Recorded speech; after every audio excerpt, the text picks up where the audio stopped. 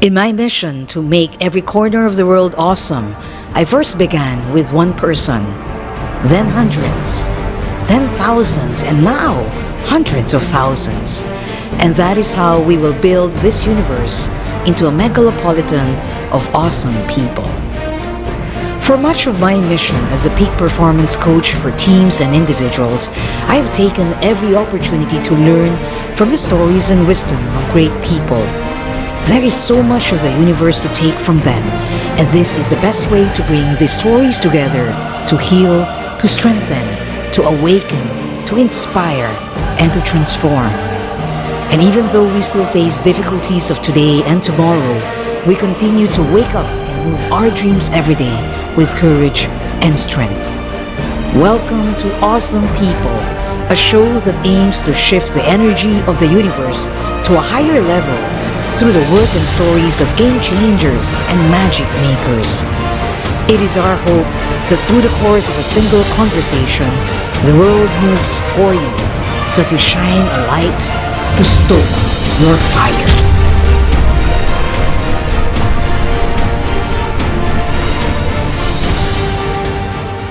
Congratulations, kudos to you and the entire World Stage team. Fired up and ready to go! The lessons that Cherry and their team imparted to us. So I was quite happy. I'm very happy with the output. Thank you to Coach Cherry and her awesome World Stage International team. May you continue keeping the world fired up and ready to go. Again, thank you World Stage. You are awesome.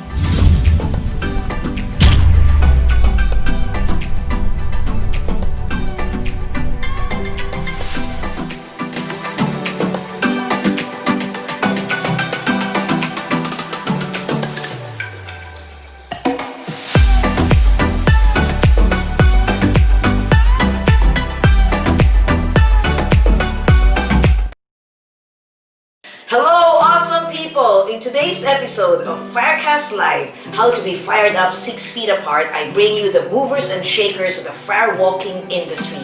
They are the empowerment coaches who have brought a lot of people on a journey to 1,200 degrees Fahrenheit of fire so that they could achieve their own breakthrough stories. Please welcome to the House of Awesome, Rolf and Åsa Beckman from Sweden. They have trained under Tony Burkan and Peggy Dillon, and they have combined the power of ecology and psychology of bringing the environment and the power of breakthrough coaching in the whole narrative of the fire so that they could actually make awesome work with people. Next up is Steve Gonsalves. He is actually called the Simon Cowell of empowerment by bringing his candor to the field of transformation and firewalking. He has helped Tony Robbins and Tolly Burkan bring firewalking to the United Kingdom and has been trained under Richard Bandler and John Grinder. Finally, please welcome to the House of Awesome, Barry Collins, co-trainer and director of Firewalking United Kingdom, trained under Richard Bandler on NLP and Tony Burkan of Firewalking in 2015 after walking on a bed of coals, find his great freedom and started to actually utilize the power of firewalking to train and provide breakthrough stories to a lot of people. Please welcome to the House of Awesome 4 of my greatest teachers and friends, Barry, Åsa, Rolf, and Steve. Welcome to the House of Awesome. I am here with 4 great, wonderful, fired up people. It's getting very hot here because we are here on fire. So I am very blessed to be visited by these 4 great people who are the fathers and mother of firewalking, the gurus of breakthrough change. So please welcome straight from Europe, my friend Steve. Say hello, Steve Gonsalves. There's Steve there, and hello, and there's Rolf and Åsa Beckman. Beckman, yes, hello, how are you over there from Sweden? Hi. Excellent, thank you. Yes, and there's Barry over there from Scotland. Hello, Barry. I think Barry is frozen. Hi. Hello, Barry. Hello. Thank you so Hello. much. I am very honored and very blessed to have you, to welcome you here in the Philippines. The people of the Philippines and the fired up people all over Asia are all very excited to actually have your souls with us. Thank you so much for spending this afternoon with us. Thank you so much, my dear friends. These are my comrades, my fire brothers and fire sister. Thank you so much for coming all over the world and visiting us here in Asia. I'm so blessed to have your fired up souls with us, and we are here to make great conversation. So how are you? How are you right now? From youngest to eldest, who wants to begin? Who's the youngest here? But I guess that might. I'm going to claim that one, and whether it's right or wrong. I'm very well. I'm loving the challenges that we've set at the moment, and looking forward to how we can continue to grow and learn from all of these. But yeah, I'm good. I'm happy and healthy. Wonderful. Who's next? Well, gosh, that might be me. This is Steve from the United Kingdom, saying hi to everybody. I'm good. I'm really enjoying this period of blessing where we can reflect, and I'm looking forward to joining everybody on the call. Yes, wonderful. Thank you so much, Steve. And here we go with my father and mother, my second father and mother. Okay, Rolf and Assa. Oh, we are fine here in Sweden. We are doing well. And we are happy to be part of this meeting with you, to connect heart to heart with Philippines and all the people that you are helping and encouraging. Yeah, You, and Rolf, nice to be on here. Nice to see you again, Sherry. Nice to see you, Rolf. Yeah. Yeah, it was a year ago we met in England at the firework gathering, almost a year. So I'm looking forward to this moment here with you and your colleagues in the Philippines. Yes, thank you. And Asia, okay, there's a lot of people from Asia watching us. So all right. Thank you. Thank you so much for bringing your souls here. I'm really very interested because this is a wonderful time to actually just ask firewalkers who are, fortified by fire to ask you how you are. My first question, how are your souls? This is a very trying time for not just our bodies, but also for our souls. So how are my great firewalking comrades coping with this great challenge of the universe? Yes. The soul is always observing, isn't it? It doesn't matter the circumstances. The soul is just observing and stalking how the ego deals with the situation. So the soul is just fine, eternal. Are you busy right now? Are you working or spending great time with Olaf here? Osa? Are you working? that's a question that is really. We are living on a farm, and that is sort of and because of that, life is very normal living on a farm, and in Sweden we have lots of space too, so that makes not a very big difference with this. And I believe that the corona is in many ways a blessing because it's a step to a new world, and we will take a big step, a big leap through this crisis and the challenges we are going through. When you said that corona has a message for us, what do you think is the message for us here, Asa? You know that nature is the earth. I know. Yes, and corona is a part of that knowledge that the earth has for us, and the earth is telling us something that we have to wake up and take care. And we are so blessed that we have this new opportunity with that we can connect all over the world through this technical help we have, like Zoom. And so we can be connected and take care of the earth at the same time. I think that's a very new thing in our history. And I remember what you told me, right? When you actually, wrote something on my Facebook, you said that Corona is actually not an enemy. It's actually part of us, right? And it's sending a powerful message to us. And I think one of the blessings that this particular situation has given us is the chance to actually just come together. This would probably not have happened without Corona, right? So thank you so much for bringing your bodies and soul to us. It's nice, reunion for all of us, after 1 year. Seeing you all. So I'm very blessed right now. My soul is blessed. What about you, Barry? Yeah, I'm blown away because the as Osa touched on, the very technology that for the better part of the last decade has been causing disconnect, in most societies, is now the one thing that is providing the opportunity for people to reconnect, perhaps deeper than previously. And so I think it's really good that we've had this opportunity almost to reboot, to disconnect, plug back in, and reevaluate how we connect with other people, how we connect with those closest, nearest and dearest to us, and how much we value. I know just very yesterday I was able to see my daughters and granddaughters for the first time in 10 weeks. In the flesh, other than electronically, and so you value that connection far more. And I think this opportunity for us to kind of reevaluate how important those connections are, and whether we're now doing that face to face or in this instance electronically, I think it's less about the technology and it's more about the personal connection, and that's really good. I've found that a really valuable lesson, and being able to take the time for me to reflect on that, to reset, recharge, re-energize, so that when we come back at the other end of this, we're able to serve people even better and in new ways, perhaps. That's wonderful, right? To reconnect in a totally different way. Things that we take for granted, finally we give importance to it. And this is the message of the fire to us, the message of this entire huge fire happening in our planet right now. Thank you so much. Steve!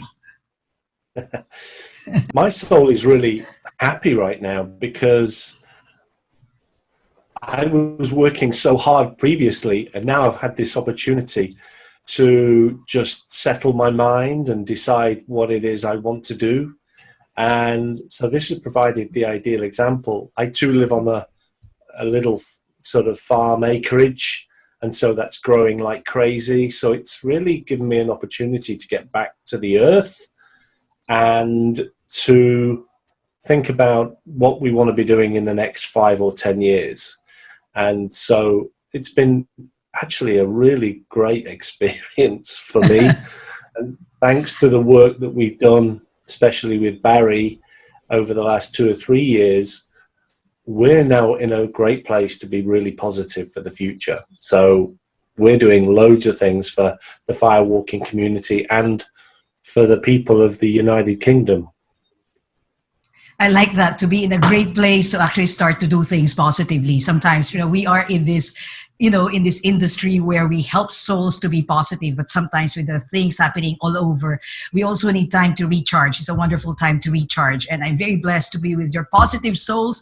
I could feel it. We need that right now, right? Because there's a lot of negativity around us, a lot of helplessness. We need this kinds of spirit and fire to just, make us go back to the very basic and remember how fired up we are and the power of all of this. I wanted to just, touch on the concept of firewalking, because it's something that's not very common here in Asia, right? I mean, we talk about change work, we talk about a lot of seminars doing this, but not firewalking. In fact, when I was doing one of the seminars, one of the attendees thought that this was really just a metaphor until the very end, that he actually saw fire right before his eyes. So tell us more about the work that you were doing prior to this Corona thing. I mean, tell us more about firewalking, at least in your area of expertise in your own countries and regions. Well, certainly here in the UK, one of the things that we found through these international meetings and discussions and gatherings is that one of the things that's quite uncommon here in the UK is that the challenge events, and specifically firewalking, are commonly associated with charitable causes and as used as a means for fun. And certainly here in the UK, we were blown away by how unique that was. And so this is something that we're now looking at. Well, how can we use this as a tool outside of the UK to help people raise funds for causes that are maybe not looking at going forward, while continuing to support the causes and associations that we do here in the UK. What about you, Steve? Yeah, we pretty much were bringing firewalks to those who we knew were really looking for it. But I think moving forwards, we're going to be taking our various skills to do with NLP and therapy and stress and anxiety and those sort of things, hypnosis. And I think we're going to be really building them into new and different courses. I started out doing that, bizarrely, 26 years ago, using firewalking as a metaphor on top of everything else. And so now I think it's kind of come full circle. So Barry and I are going to be really working on our propulsion course, our ignition course, to make that unique and to bring in all of the skill sets that we've developed over this period. So it's exciting, and it's great that finally after 30 years I can start to do this work. Yeah, been very busy outside, right? Doing the fires, the coals, and everything. So it's really a chance to recharge and try and expand more the services that you're doing in order to actually help people break through more. That's wonderful. What about over there in Sweden? Well, firewalking is very interesting because, in a way, it's a major thing. I mean, historically, firewalking has been gone all over the planet for, who knows how long? Pre-recorded history, probably. Let's say man tamed fire. Let's say 500,000 years ago.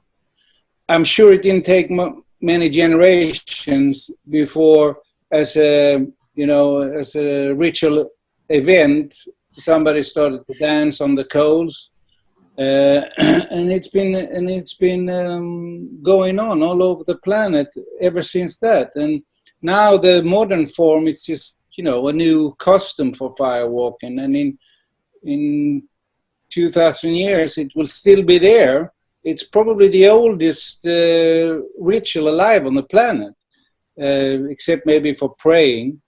And it's always been done with the idea to show the people, or not really show them, that to let them have an experience that what they think is impossible is indeed not impossible at all.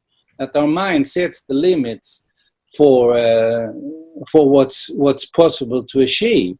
And it's such a great tool to use, because you don't have to put yourself in the in front of people. You have to be there to facilitate. You have to talk about the qualities of the fire and what to do and what not to do. But basically, the fire is the teacher. So everybody who chooses to walk on the fire, and even people who choose not to walk on the fire, they will get a teaching just by making that decision to walk. And for some people who come to a firewalk, it's a life-changing experience for just, a 3-hour event, because they can never go back. They have done something that really feels impossible. And it's the same for us, as you know. Even if we have done firewalk, I don't know if it's thousands of times or hundreds of times. No, it's probably not thousands of times, but at least hundreds of times, depending on your count, I guess. But anyway, many times. Even so, every time you stand in front of 500 degrees Celsius cold bed, you think, man, is this really possible? And then you get sort of into a different mindset, and boom, you can walk over. Even if it's 10 meters long, you can walk over with no problem. And the deep understanding and healing that takes place is really something that people have a huge benefit from. So it's really a blessing to have this as a tool to help people evolve. I like what you just said, Rolf, here, that the fire is our teachers, right? We cease to be the teachers in front of the fire, and we really are just the MCs of their transformation, right? Exactly. I mean, how powerful that fire is. And there's a lot of vulnerability when you say that, right? If you are not vulnerable, it is very difficult to actually forge through the fire and succeed. Right now, we are crossing our biggest fire as a group of people, as humanity. What is this fire teaching us? What is it telling us? You mean the pandemic? What is the pandemic telling us? Yes, yes. Well, that's our choice, isn't it? We can, we create our own reality, so we can just choose what we want to, what we want it to mean. And I think it's a really, really important choice that we as humans have to make, because we have shown the enormous potential for decisiveness that we have. I mean, we've shut down the entire world in a way that I would never have thought would be possible. So, and now we're talking about, getting back to the normal or something like that, getting over this. And I really, really hope and pray that that's not going to happen. If we go back to normal, we are facing a catastrophe way much bigger than the coronavirus. This will be nothing. And this is just in decades. The whole fire is already burning. And there's all the pollution, there's all the climate change, there's all these really, really bad things that we and the killing of the other species on the planet, which destroys the ecological web, and at some point it can just collapse and won't be able to. So we really have to figure out, what are we going to learn from this? And I agree with also, we have to change. We have to come back to the respect of the feminine, of the respect of the earth. Otherwise, we're going to be so much put out of business. That's my thought. So, and you hear some voices. Of course, you hear voices saying, now when we restart this, we have to restart it in a conscious way. But you also hear just let us go back to normal. Just let us, start up business and go on as we did before, running as fast as we can to the abyss.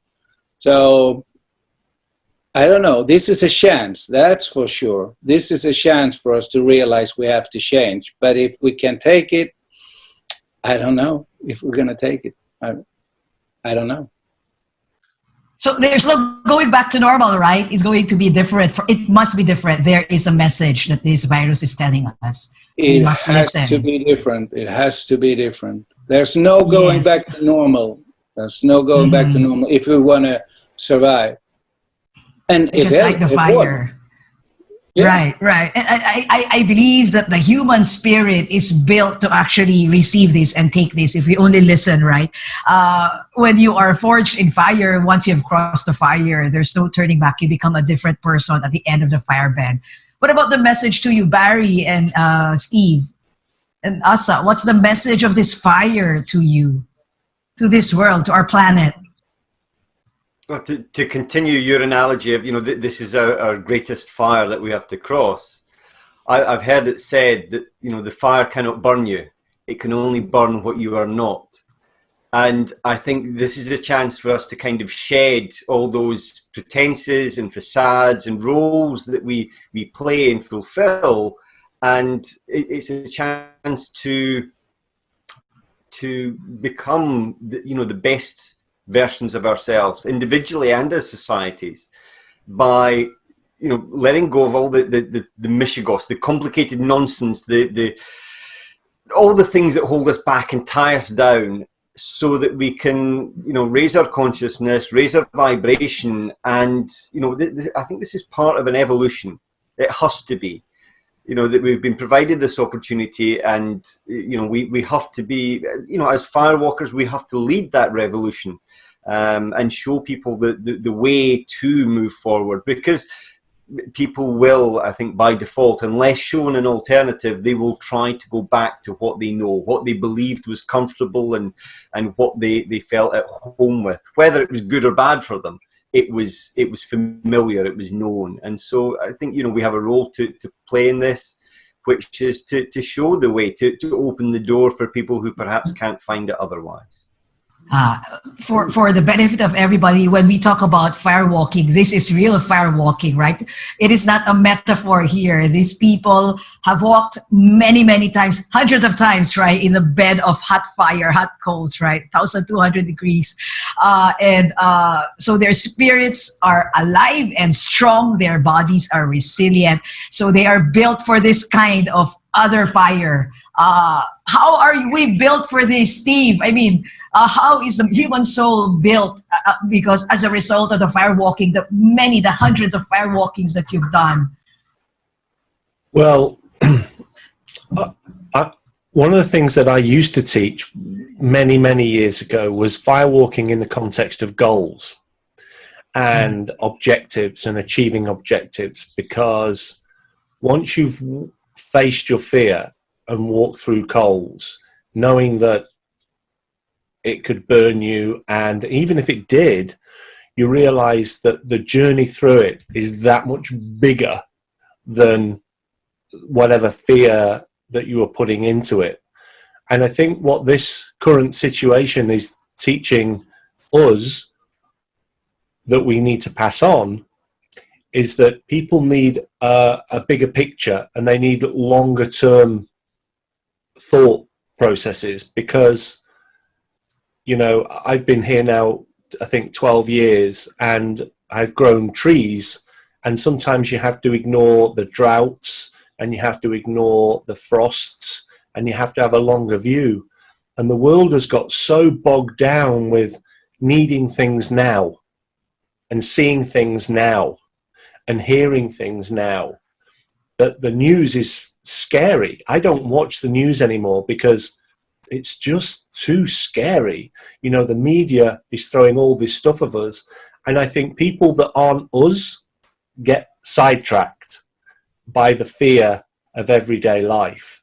And so for me, what I think our job is to get people back onto a path of what it's like to be them for their lives, so that the short-term things that come and hit us, like COVID and other epidemics that are bound to come along, that you know, we can get past that, and instead of getting drawn into all this drama, we should live our life's purpose. And so I think our job is to help people find their life's purpose, so that these short-term things that come along, they understand that they don't need to have the drama within them, because they've got a purpose for their life. And I think that's the mission that I'm getting from this, is our job is to help people to understand that there's a life to live, and that these things are going to come along the way. And firewalking is a way of massively getting people to understand that, you know, that their life's purpose is out there, and they can overcome this. They can overcome 4 paces. They can overcome 6 months. I think in all of these challenges, you know, the message of the fire to us is that we are actually forged in fire, and we are built to actually overcome all of this. We are strong people, right? Yeah. What's next? I mean, it's, you know, when we all go back to a normal, we don't know when that's gonna be, right? What's next for firewalking? I mean, do you foresee, for example, firewalk to still be a useful metaphor for change and empowerment? Well, I do, because for the first, I don't know, 100 firewalks, every single one was different. I had a different mindset. I had a different mood. I was thinking different things. And every time I did it, it was like building a muscle. And so firewalking, especially if you respect the fire and you have you accept the feelings and the vulnerability, as you go through. Each time you go through, it helps solve and build resolve. And so, to me, firewalking is more than a metaphor. You know, the more that you do it, the more, I would say, amazement that you build into your body and your cellular body about what you're capable of. That's what it is for me. And that's kind of, you know, that's what I want to get out to everybody, you know, build it in at the cellular level. How many times have you firewalked, Steve, in your whole life? Yeah. Whose feet are the most, you know, resilient here? Well, you know, the gathering has taught me, the gathering has taught me to always respect the fire. I'm at somewhere between 970 and 980. I need a fit, I think, the firewalk instructor training program. I need to just do my final 30 or 40 just to get over that 1,000 mark. Wow. All right. So you're going to do that, whether with other people or yourself, you're just going to cross that 1,000 mark, right? It's going to be a personal breakthrough for you, Steve. What about the rest? How many times have you firewalked? And what has the fire taught you? I mean, these are real firewalkers, my friend. They have walked on a bed of coals, 1,200 degrees Celsius of fire.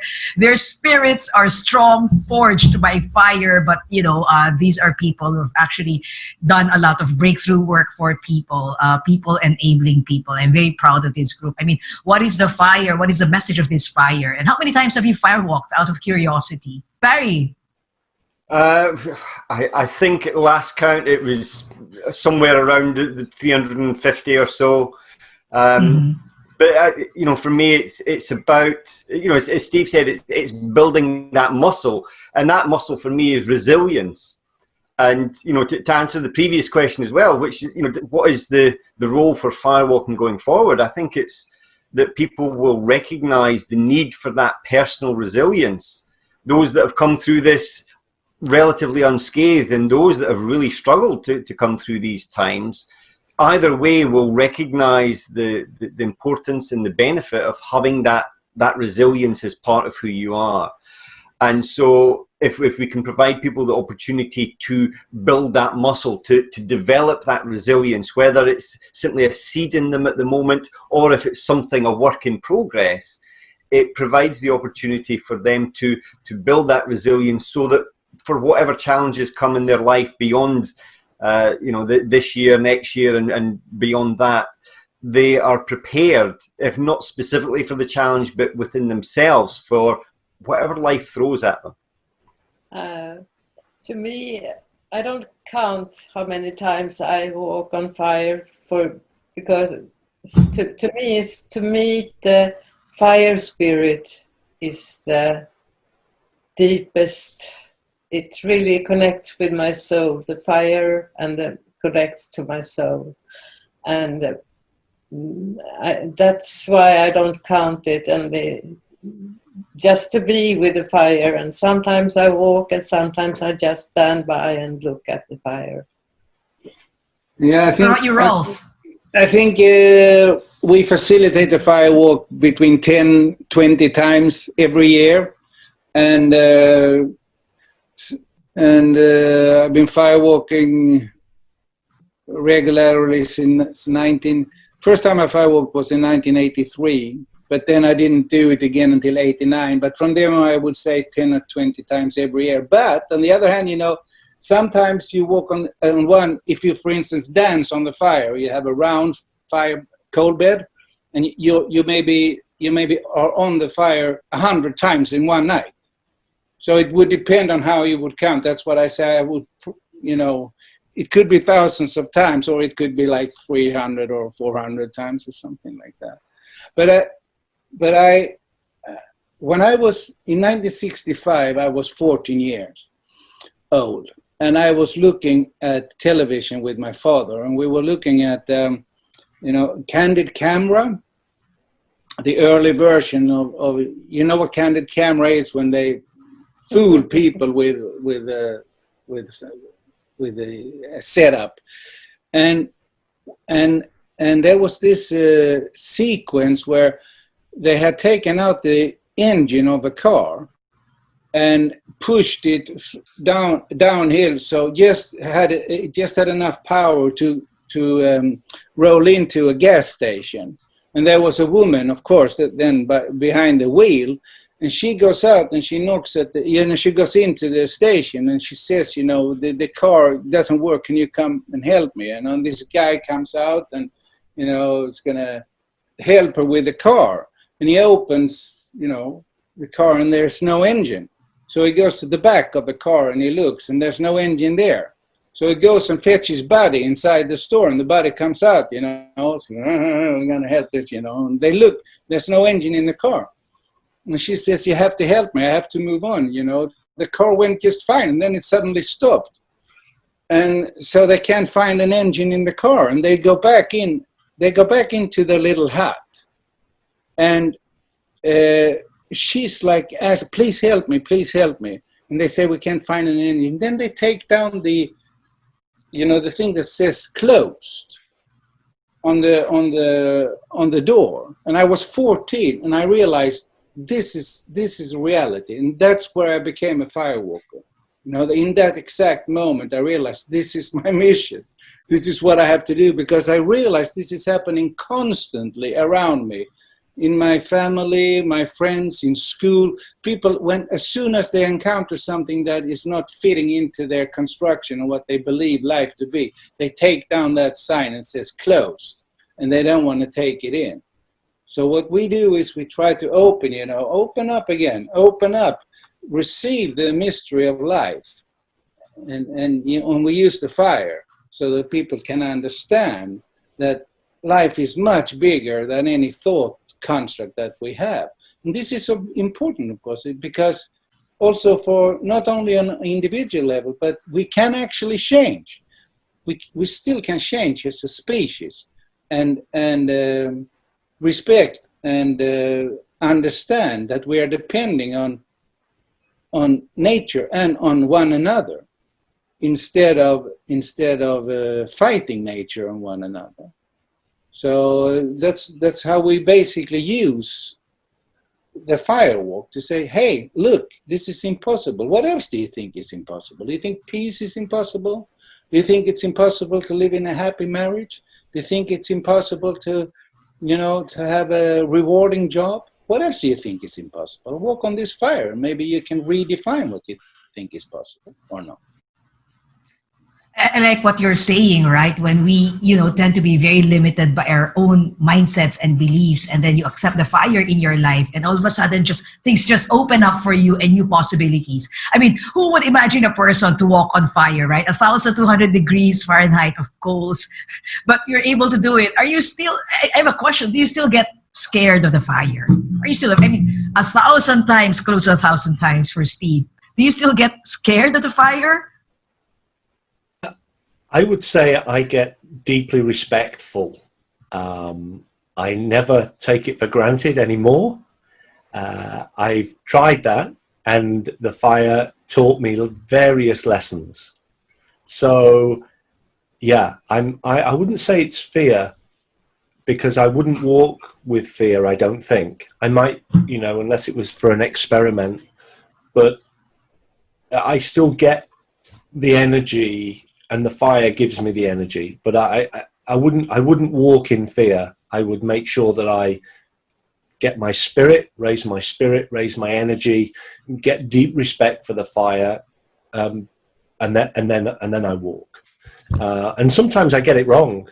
At the gathering, I completely forgot that I had an injury, and took 2 steps on the fire, and then realized my arch and in my foot had, was injured, and so I got a sudden pain, and that brought me out of my state, and so I got a little kiss from that. So I'm deeply respectful of firewalking. 28 years or 29 years has taught me that.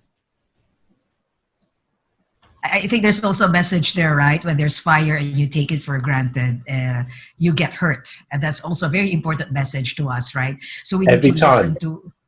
correct. Just like this fire that we're experiencing right now, we need to listen to the message of this fire, and the human spirit, the resilient human spirit, is actually going to give us the answers. What about Barry? You still get scared of the fire, or what does the fire tell you every time you go? Again, I wouldn't say it was fear. I think maybe the first once or twice, before I'd become an instructor, I approached it with certainly a great deal of trepidation and probably a little bit of fear, but also a great degree of trust in the person who had led me to the fire in the first instance. But now I would say, when I approach the fire, it's always very much with the consciousness of being brought back to being fully present in the current moment. So all the thought and diversion of the future, the past, the worries, the concerns and doubt and hesitation, all of that, if you take that with you onto the fire, you'll receive a lesson.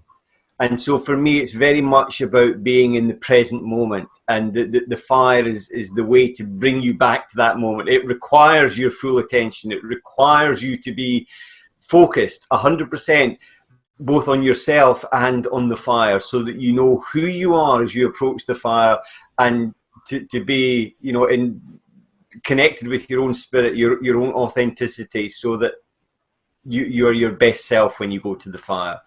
And you approach it with, for me, it's with that humility, it's with that respect. And sometimes, it'll challenge me. I get that. And, I look for the lessons in that. I like that, right? The vulnerability and the respect for the fire, right? That there's something bigger than us. And when you actually approach it with arrogance, you get hurt. But when you approach it with awe, there's a message. I mean, despite 1,000 times of walking on fire, there's got to be some message of this fire, right? And it has forged your human spirit, our human spirits, to the level of where, we could possibly contribute as a result of this, this crisis thing. As a result of this fire, we're able to actually share more of this positivity, of this strength, and of this humility to actually listen to what nature is telling us. Prof and Asa, what about you? Do you still get scared of the fire, or what is the fire telling you? I think awe is the right word for me when I getting close to the fire. It's sort of, yes, I think Barry put the words on how I feel for the fire. I get scared every time.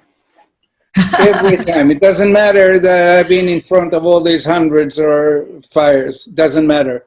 It's so powerful and it's so hot.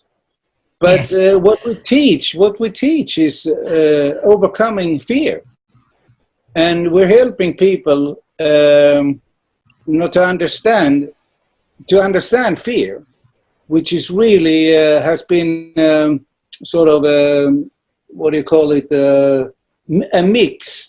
mixed up in people's minds, because there's nothing wrong with fear. Fear is a good thing. It protects us from, doing stupid things. And but then we have become fearful of things that are actually not dangerous at all. So, and in order to understand how fear works, you have to feel your fear and accept your fear. And when you do that, and you can understand it, and you can reflect on it, and you can, transform it to something else. So it's a process. When you stand in front of the fire, you can feel that fear. I feel that fear, at least. And if I don't evolve, if I don't pass through that membrane of fear, I don't walk, because I don't have to walk. Sometimes I do, sometimes I don't. Most of the times when you're an instructor, you have a lot of responsibilities you have to think about, and you have to look out for the people who are there for the first time and don't know their way around the fire. So there might not be space for yourself to feel what's right for me to do. But the process looks the same for me. First I feel fear if I stand, wow, this is too hot. I can't walk on this. And then I sort of go a little deeper in myself, and I start to feel like, well, behind that fear, maybe there's actually a big joy, which is the case in around many things in life. Behind that fear, there is a big joy. People really fear things that are not dangerous at all. You know, one of the most things that people fear the most is public speaking, which, you know, normally 99% of the time, there's nothing dangerous with that at all. It's actually a great thing to stand in front of people and sharing what's in your heart and what you think is important to say. But instead, people, you know, get fearful, and the fear kicks in. So understanding fear and how to use fear and how to transform the energy of fear into power is actually one of the basic fundamentals of our teachings. And, you know, as an instructor, you have the privilege of being, you know, able to train that spiritual muscle every time you're around the fire, yourself too. So that's one of the gifts of being an instructor. I think it's very reassuring, Rolf, to actually hear that from you, right? Somebody who looks to be so strong, so forged in fire, still get fearful. And what you said, right? We have to listen to our body. We have to listen to our soul. It is okay to be afraid because fear is our ally. It's telling us something. But when we stop at the face of fear, we miss out on the opportunity to experience something brilliant at the end of the fire. So I guess, you know, the fear is there, but the courage must be bigger, right? And I also like what you said that, you know, sometimes you listen to your body and to your own fear and not cross if it's too hot, for example. These are people who really walk on fire, right? 1,200 degrees Celsius of fire. It's hot.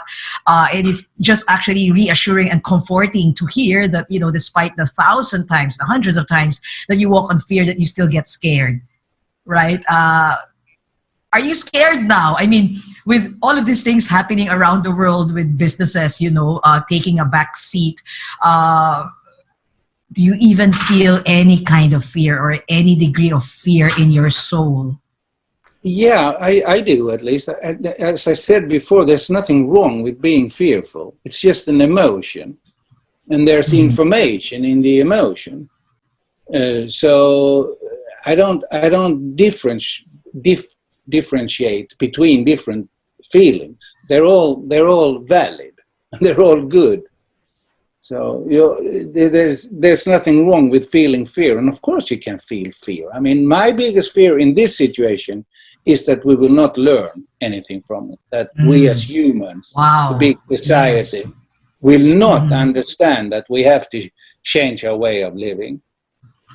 We've been living on this a fantastic level of comfortability and traveling and whatnot that we do, which is not sustainable. Sorry, we cannot do that.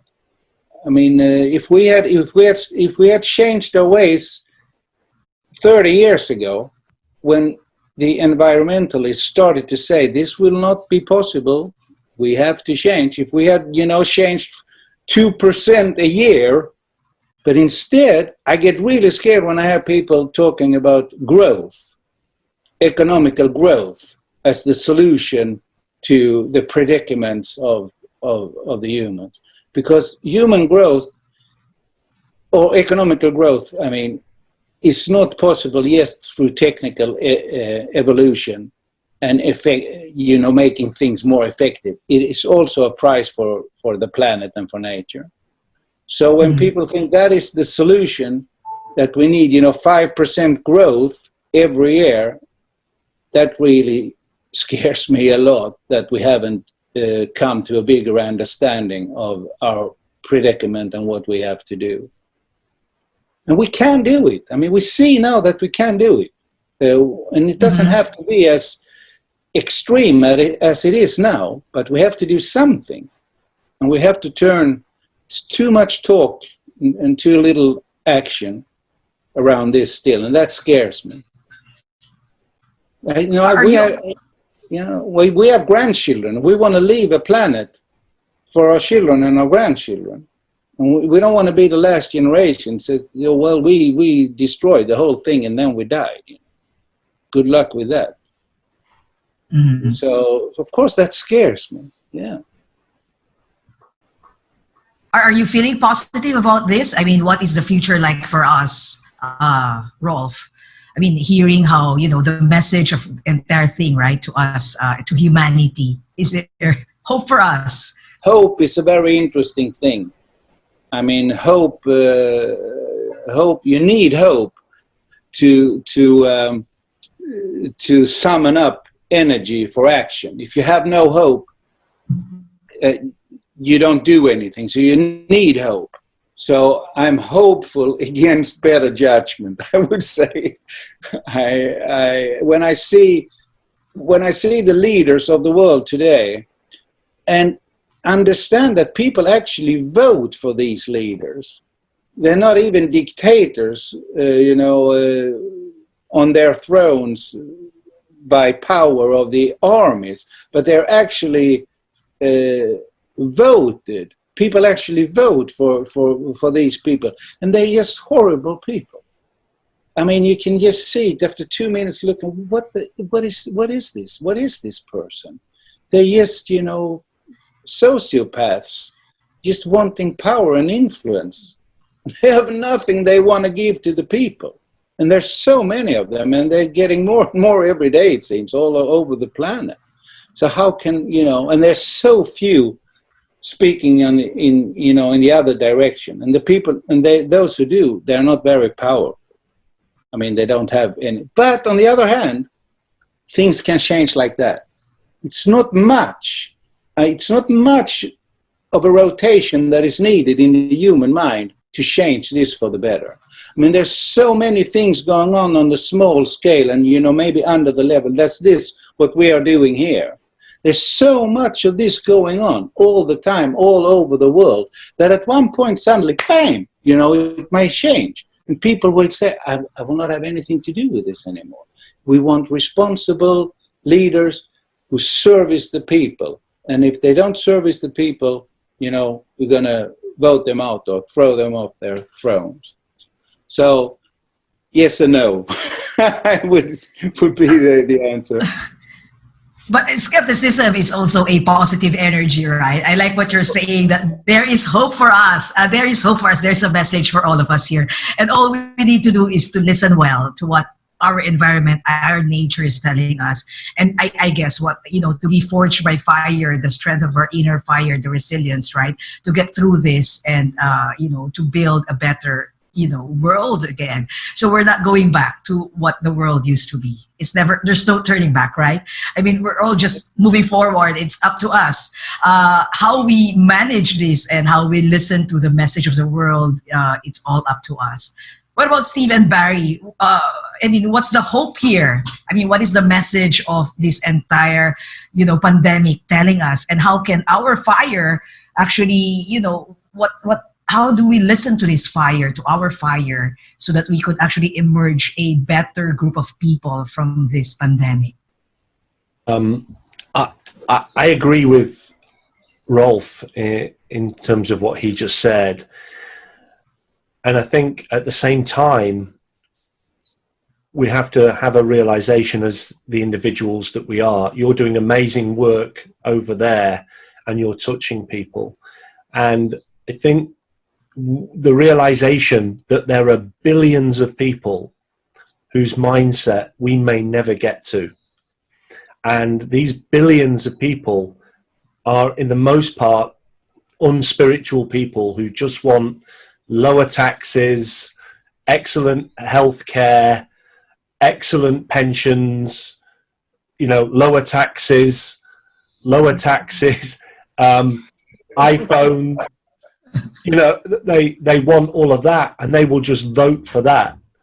And I think we need to get to those people, but I think there are billions that we won't. But like the girl with the starfish on the shore, we need to just make sure that the ones that we touch as many as we can, to open their hearts and minds to the fact that we need to start thinking about our community and about each of us and everybody, and that we are a community. And the hope actually, for me, comes from a selfish perspective, which is I'm not going to focus on the billions. I'm just going to try and touch as many people as we can and open up their hearts and minds with firewalking and get them to realize that we're on a bigger planet here, and that, you know, our job is to change our leaders and make them more responsible. But at the same time, we have to be positive and not be fearful, because if we want things and they're outside of our comfort zone, fear comes up. And when we hear things that aren't part of our goals, if it's media driven, they make us fearful. And I think as firewalking instructors, it's kind of our duty to just touch as many people as we can to raise their spirit and get them to think beyond their iPhones and beyond their smartphones and beyond asking for lower taxes and getting rid of their governments because they don't like what their governments are doing, even if their governments are doing good things. And that's the challenge that we've got, I think, is to help people see the good spirit in each other and in the people that they vote in power. So I'm going to touch as many people as I can in a good way. I like that, right? To just, take it one person at a time. Don't be overwhelmed by the number. And for the people that, whose lives pass by with your life, to actually, make a positive change. And that's our roles here, right, in this world, to make this better than we found it, make this universe better than we found it. What's your perspective here, Barry? I think, at the outset of this, there was probably 20% of the people who were going to keep doing what they've always done, keep expecting what they've always expected, and for them, nothing, they don't want anything to change at the other end of it. There'll be 20% who, at the outset of this, saw it as a massive opportunity, the opportunity to reevaluate, to set a new direction, to begin change, on a national, global scale. And there'd be 60% in the people in the middle who could be swayed either way, given the right set of circumstances. And, I think had this not happened, those 60% would, in the main, probably gone along expecting what they've always expected, doing what they've always done. But with this opportunity that we've been provided to as Steve said, to reach out and touch those lives, to perhaps show them a different way, they could be open to opening their hearts, opening their minds, opening their spirits to a new way of existing.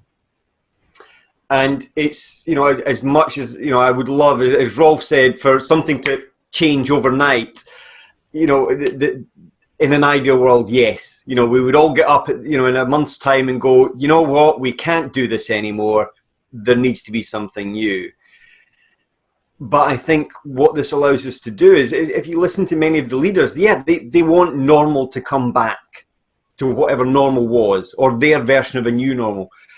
But I think if you listen to individuals, the people that you and I know, the people we talk to, on the internet, or, through messages, on the phone, many of them want change. And I think this is the point where, it's the story of if you set on a journey of 1,000 miles and you shift by just 1 degree. Now, a mile down the road, that hasn't made an awful lot of difference. It's made a little bit of a difference. But as you continue that journey, the path strays further from where you would have been to where you're now heading. And I think this is the opportunity for us to make that 1 degree shift. And that might be all it takes at this point in time. And, for our children, our grandchildren, and our grandchildren's grandchildren, for them to experience the benefit of that, I think right now we have to do something. But it doesn't necessarily mean it has to be, up sticks, disconnect from the power grid, go and live in the woods and, disconnect ourselves from society. I think we just need to make that small shift that allows us to take the first step on a new path. I like that. Then it becomes less overwhelming, right? When it's just, 1 degree, one small change, as long as you just move, right? The message here is just move. Don't stay where you are, because the world has, it's not going to wait for us. There's going to be major shifts that's going to happen. So we need to actually keep up with the change and listen more to this world. I mean, there's a question here I wanted to answer. Thank you for that, Barry. The question is, you mentioned a lot about how the fire helps us build that muscle of resilience in your firewalk gatherings and in real life. How can we build this resilience to be refined by fire instead of being burnt by fire?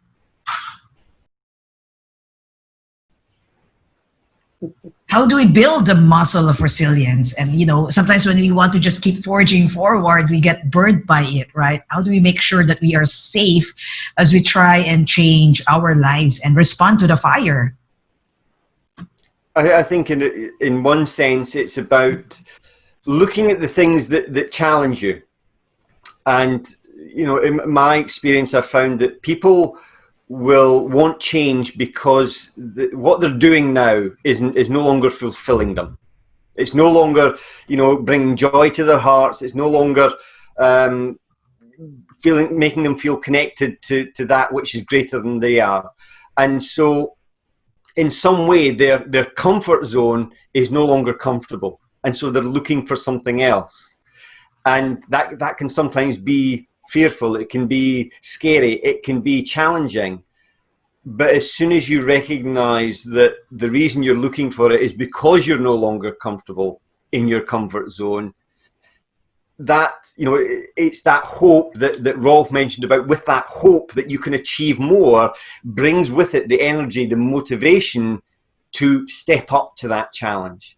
And it's through continually stepping up to these challenges, each one taking you further from what was your original comfort zone, that we grow, that we become more, that we build that muscle of resilience, in my experience. What about you, Steve? Or, yeah, there you go. Yes, Rolf. To me, resilience is...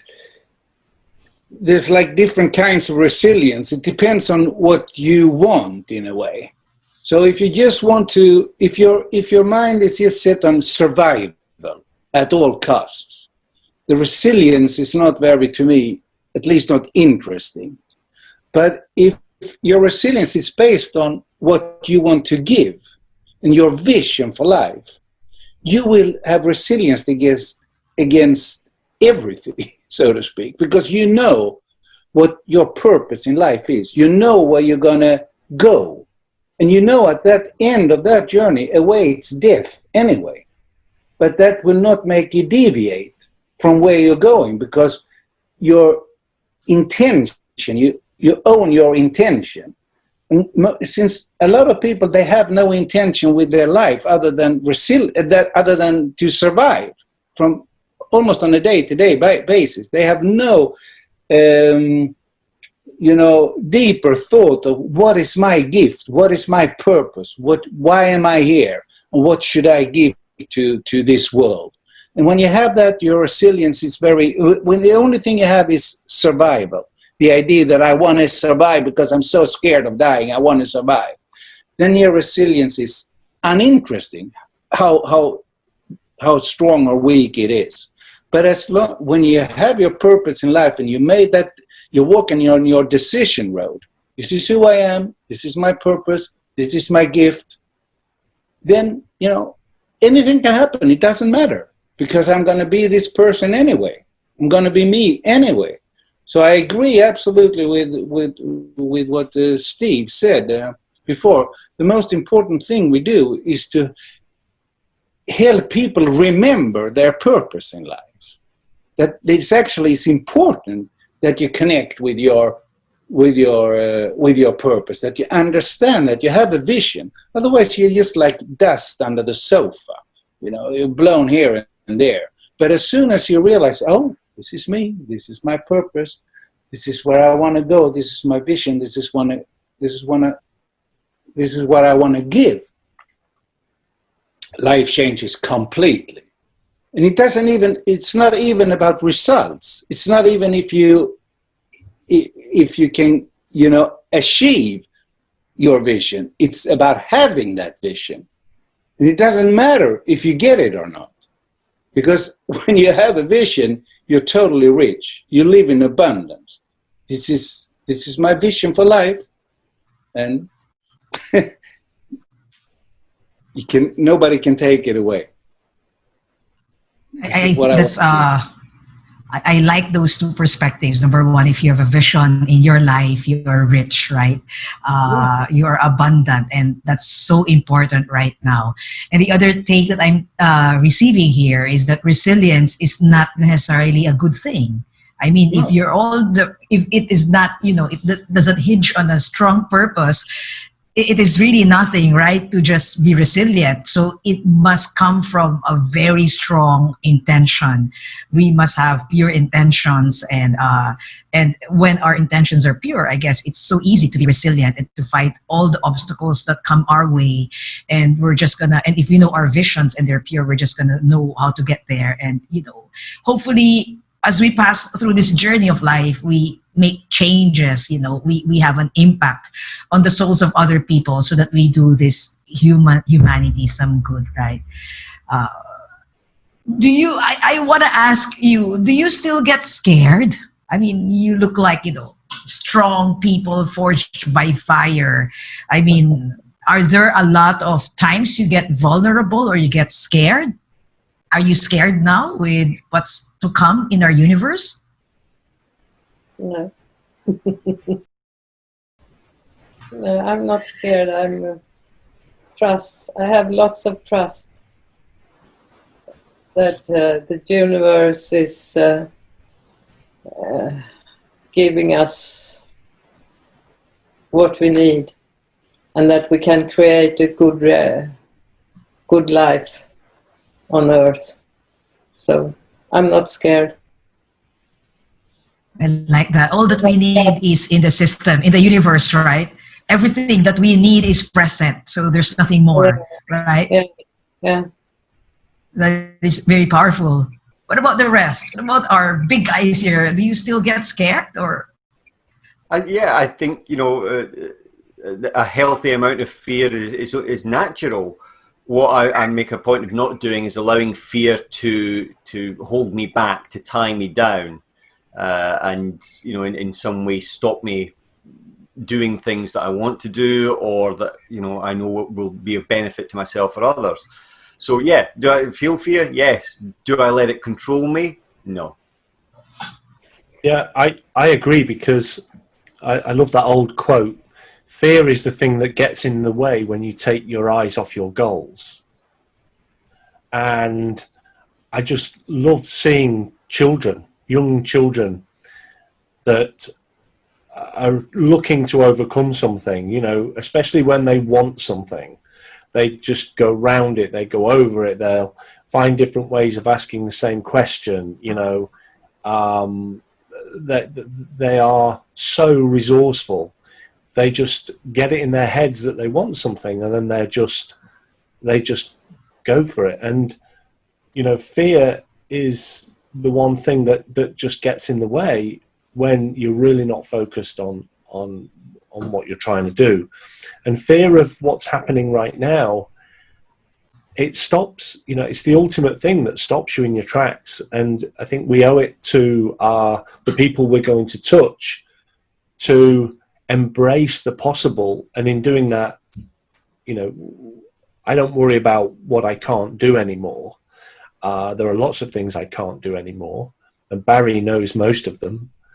And I don't fret about those things anymore. And, Rolf, Rolf has had an experience just recently.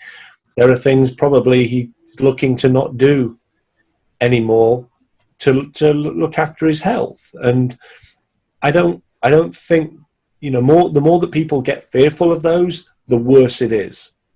And so we need to embrace what we're capable of and what is in our hearts and move towards that. And I think that's what we're teaching people, is to embrace things that are bigger than your fears. And Rolf gave me a phrase about 5 years ago. You should stalk your fears. And I love that, and I use it regularly because it adds a level of audacity to the things that you're fearful of, and personal power that you can. And so I think we're teaching people to embrace that mindset, and I don't have fears, but I have acceptance that there are things I may not be able to do, but I don't dwell on them. And I don't think we should. I'm going to embrace the things that we can do, and I'm going to make sure I give those my best. What about we are talking about the raw emotion of fear, right? With what's happened to our world and with what's happened also to your own businesses. I wanted to ask, what is your biggest source of fear, perhaps? I mean, what is your biggest source of worry right now? For me, it's that I'm going to die having not done all the things I want to do. I don't have a fear of death, but there's so many things I want to do, and I've probably got 60 years more life in me to do the things I want to do, but I don't think I'm going to live till I'm 115. You're still very young. So much to do. All right. Rolf! No, to me, fear is an ally. All my emotions are allies. They help me to understand my situation that I'm in. And since I'm conscious of my fear when I have it, I can decide what to do with it. And if it's something that I encounter that is really, that I find to be dangerous, I would avoid it. If I'm in a bar and in the bar comes 10 guys who are severely drunk and have vests with Hells Angels on their back, and they're looking for a fight, I would feel fear and I would go out of the bar, just thanking my fear that it sort of warned me. So I would evaluate the fear that I would feel at any given situation. But I'm way too old to, and have been passed way too much to have, worries about things. So my fear is, when I have a fear, it's rational. It's something that has to, demands my attention, and then I use some of my energy to, ponder on this situation and what to do about it, if anything. And if I can't do anything about it, I just let it go.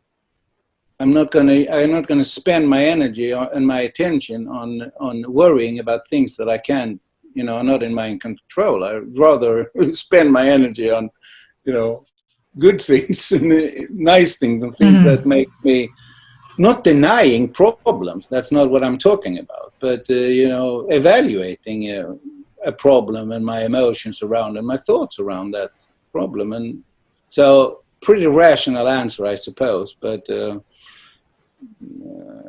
can't think of anything else to say about this.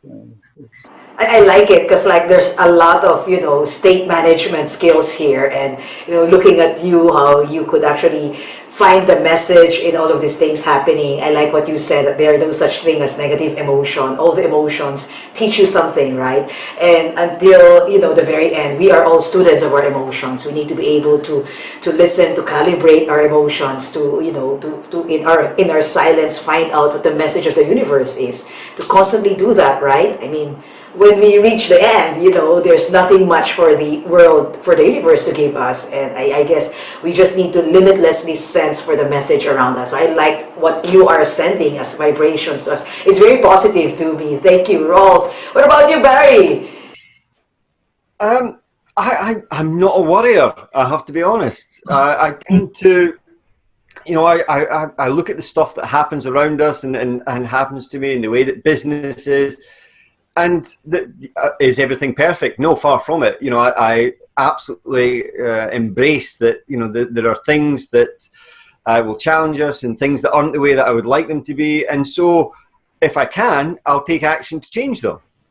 And if I can't, then I just have to kind of accept them, because worrying about them isn't going to change it.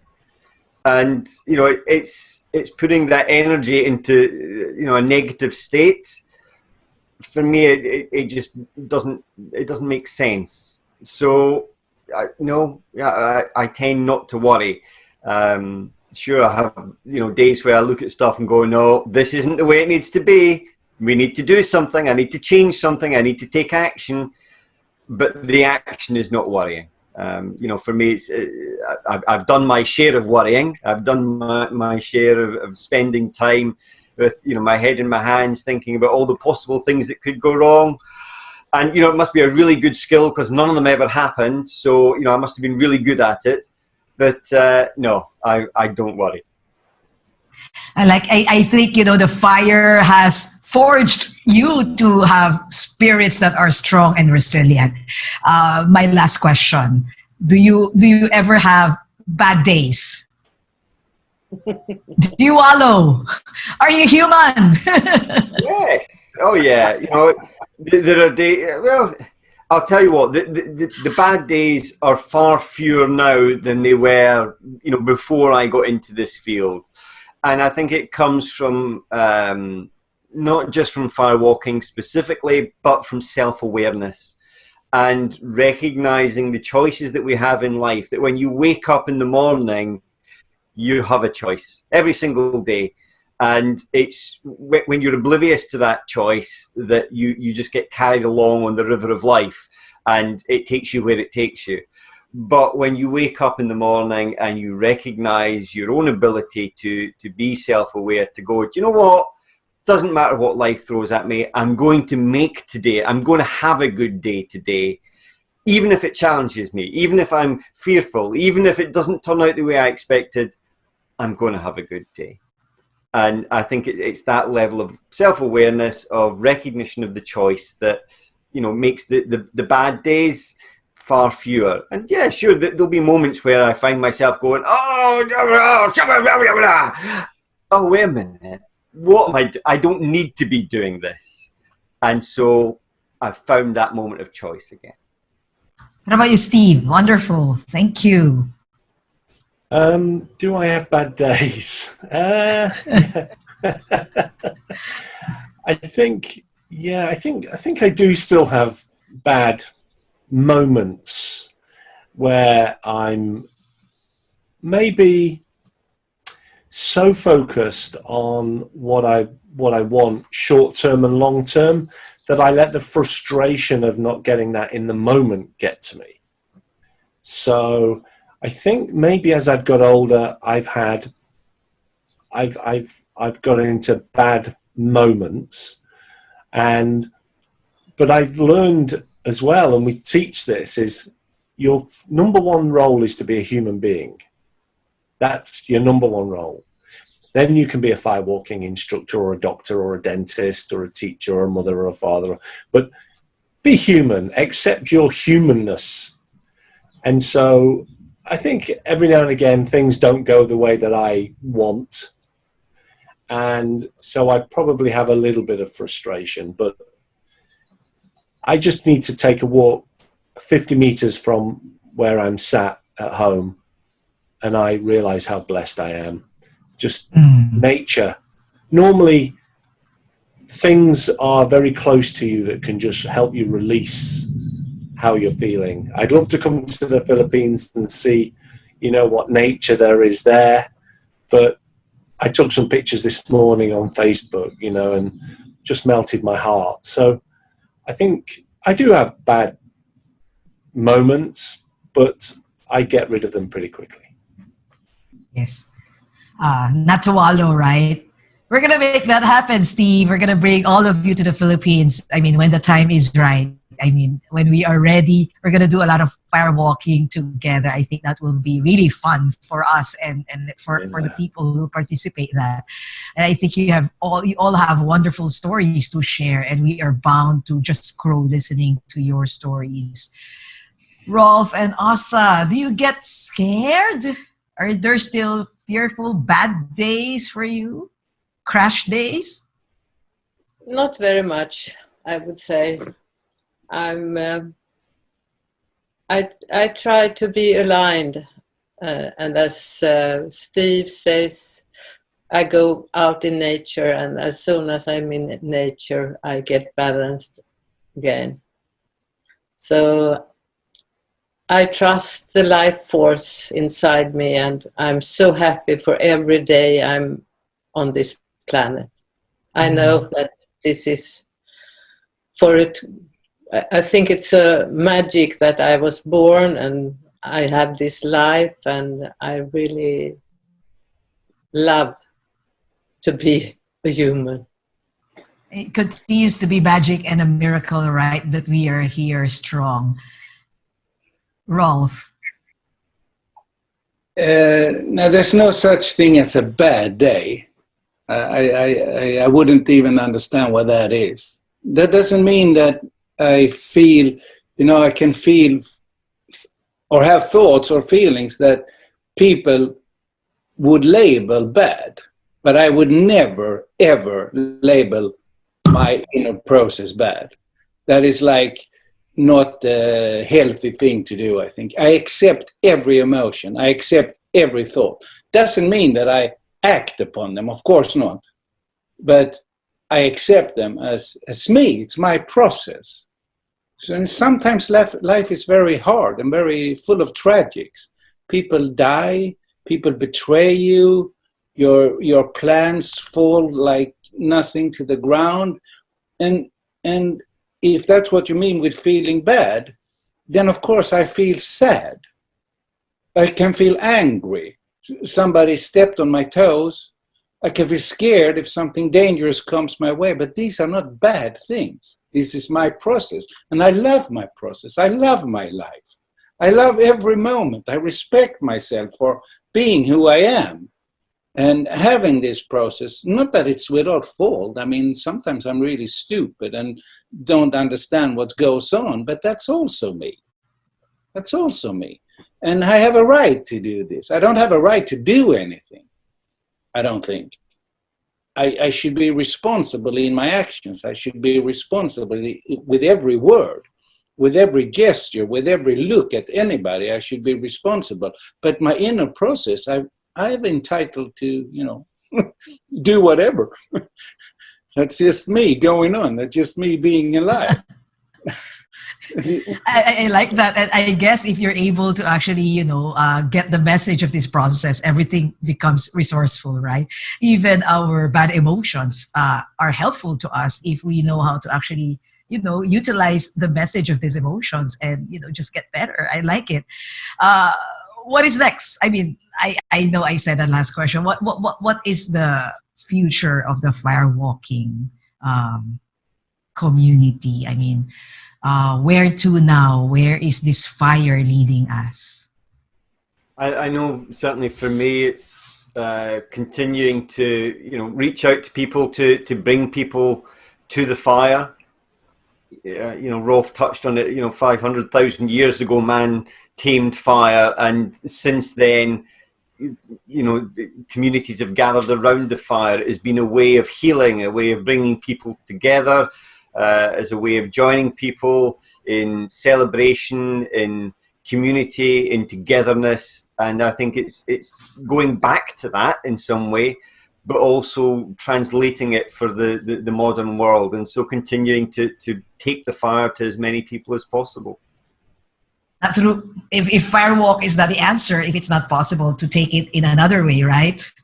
Yeah, the fire is just the metaphor. It's the vehicle. Yes. It's not the message itself. Right. What about you, Steve?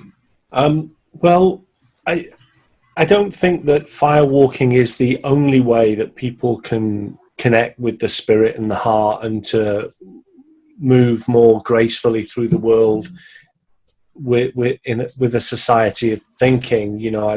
I know that there's spiritual practices, meditation, maybe adopting a a lifestyle that has mindfulness in it, breath work, and so on. But I think that we are starting to, come together with the mindfulness that we're creating. And so if we can bring fire walking to the people whose calling is for fire, then we're going to be serving the planet. And we've connected a lot with the breathwork community with our work with Dan Brule, and we're finding that breath and fire are very connected. And so I see that's going to get a greater connection in the next 5 or 6 years. And we just need to, I think, open up all of our resources to people, to give them the opportunity to connect with this elemental thing that we love, and introduce them maybe to other elements. But we just need to introduce more people, as many people as we can, to it. And that's the way I think we're all on this call committed to doing. I like it. I like the combination of the air and the fire, right? And these are very powerful forces right now. And for us to actually be subservient to the power of this nature, what's it's telling us, for us as a group of, human beings, to learn to listen more, to care for our world, right? And in at the very, very end, the human soul on fire is actually going to, change this world again. Any message, last message from any one of you? Thank you so much for coming to our world. I'd like anything that you wanted to share, especially to the people of Asia, if you have anything to say. Yeah. I would like to say that Rolf and I, that are elders in the Western firewalking community, we are so happy to see the young people who are coming to be teachers. There is a new generation coming that will take over and to carry the knowledge about the fire to coming generations, and I found that very, very important. That is part of the firewalking community. And that is what I really love with the gatherings too, to see these people come together and share knowledge and find spirit to go out, inspiration to go out and share it all over the world. Thank you. Thank you.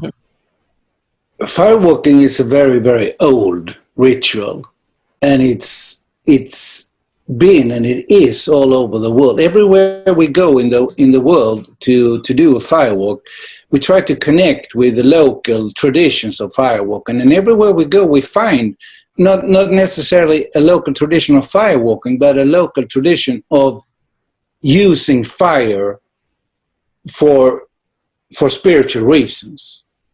So this seems to be inherent in humans, to have a relationship with fire, not just to heat their food and heat their houses and give them light, but also to give them light inside. And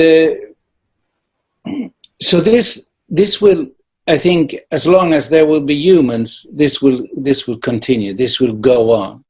Now, whether firewalking as such will get a bigger place on the global stage, I don't know. It may and it may not.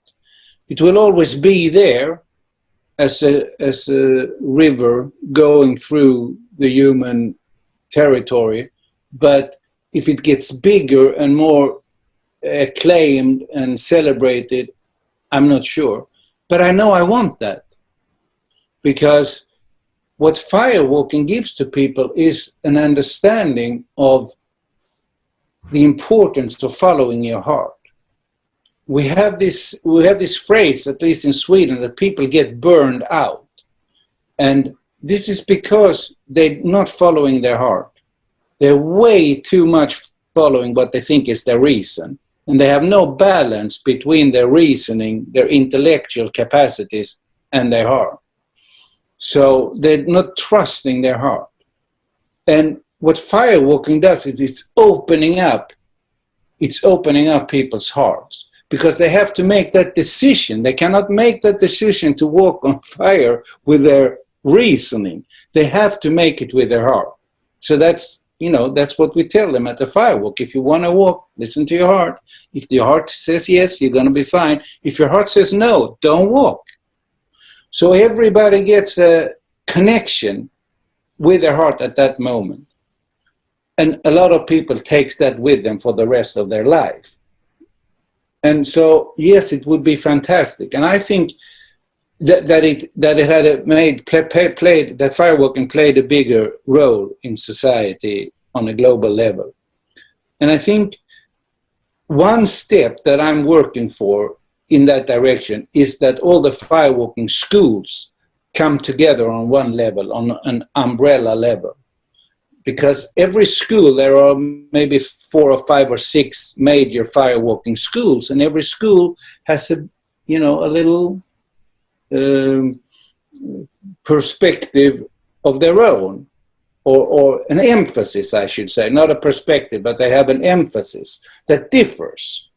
So every school trains their instructors a little bit differently, not when it comes to logistics so much. And the safety, that's almost the same in every school. But what are you delivering? What is the message around the firewall? And if we can create a body, an organization that is for all the schools to join in that organization, and for no school to run and for no school to own, like we do at the firewalking gathering, where everybody's welcome no matter. I think that would be a really beneficial step for us to make firewalking have a bigger influence on the global stage. And in this respect, I think Asia is really, really crucial. I feel we've been several times firewalking in Asia, and I feel there's such a longing for in Asia to make a shift how they look on their traditions, to be able to use their traditions that they have, especially the spiritual traditions that are so strong in Asia, but also restricts people, I feel. It binds them down a bit. So to keep that fantastic spiritual energy that is in the Asian countries where we have been, and combine that with a more personal freedom and a bigger emphasis on every person finding their own purpose and finding their own way, finding their decision road. That would create just the energy that I think the firewalking movement needs if more people from Asia join us.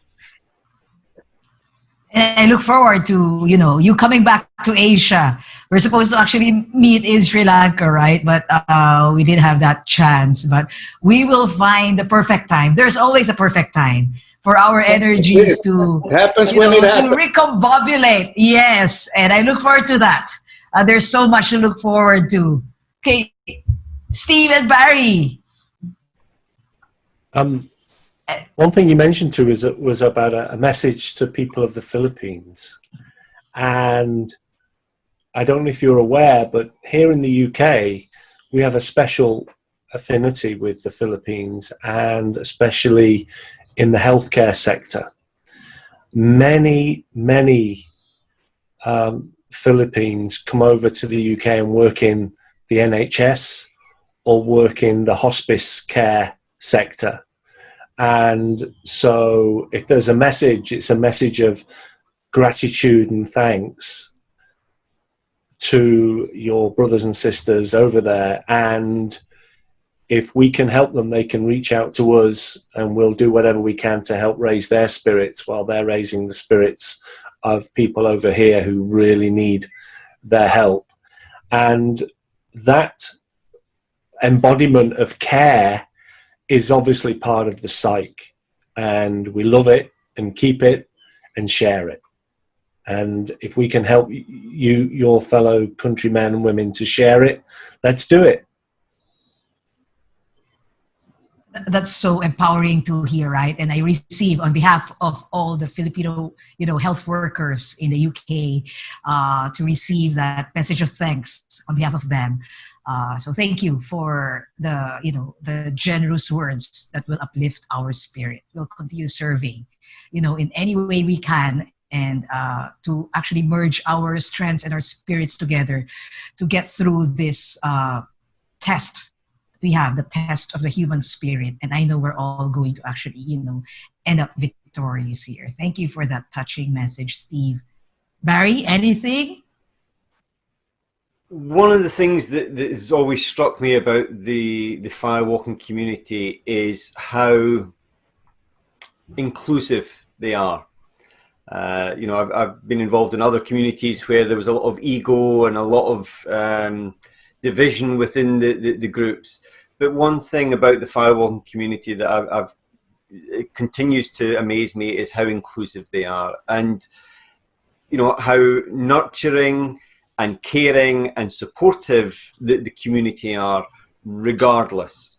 On the whole, they simply want what's best for their own people, their own groups, their own community, and those that want to be part of the community. And so, I would extend that invitation, which Rolf touched on, is regardless of what level you're at or where you've learned or what you've learned, if you want to connect with us, this is, for me, I find it very much, it's an open community that's open to all, for anyone with the right heart and the right spirit to come and join us and be part of that community. And that's a global invitation.